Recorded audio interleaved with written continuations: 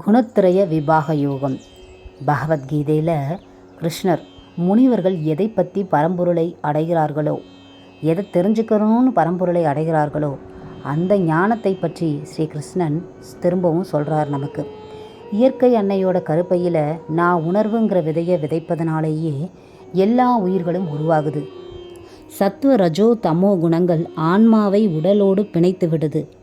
தூய்மையாக பிரகாசிக்கின்ற சத்வகுணம் சுகத்திலும் ஞானத்திலும் ஈடுபடுத்துகிறது. ஆசையும் வேட்கையும் மற்றும் இயல்பாய் கொண்ட ரஜோகுணம் பல்வேறு முயற்சிகளை தொடங்குறதிலையும் அதன் பலன்கள் அனுபவிப்பதிலும் ஈடுபடுத்துகின்றது. அறியாமை மற்றும் மதிமயக்கத்தை இயல்பாய் கொண்ட தமோகுணம் தூக்கத்திலும் சோர்விலும் தவறுகள் செய்வதிலும் ஒருவனை ஈடுபடுத்துகின்றது. சத்துவம் இன்பத்தை நோக்கி இழுக்கின்றது.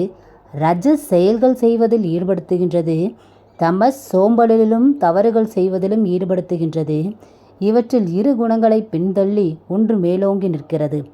எப்போதும் இந்த உடல் மற்றும் புலன்களில் தெய்வீக ஒளியும் அறியும் சக்தியும் ஏற்படுதோ சத்வகுணம் ஓங்கி இருப்பதாக தெரிஞ்சுக்கலாம். ரஜோகுணம் ஓங்கும்போது பேராசை, சுயநலமான காரியங்களில் ஈடுபடுறது, அமைதி இல்லாமல் இருக்கிறது, போகங்களில் நாட்டம், இதெல்லாம் ஏற்படும். சோம்பலும் நம்பிக்கையின்மையும் இருக்குதுன்னா உங்களுக்கு தமோ குணம் ஓங்கி இருப்பதாக பொருள். ஜீவாத்மா சத்வகுணம் ஓங்கி இருக்கும்போது மரணமடைந்தால் அப்பளுக்கில்லாத நல்ல அற்புதமான உலகத்தை அடையும்.